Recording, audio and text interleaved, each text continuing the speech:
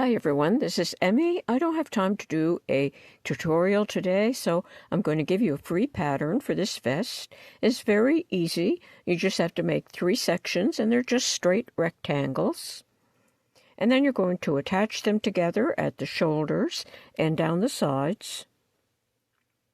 Like that. And that's how it's going to look.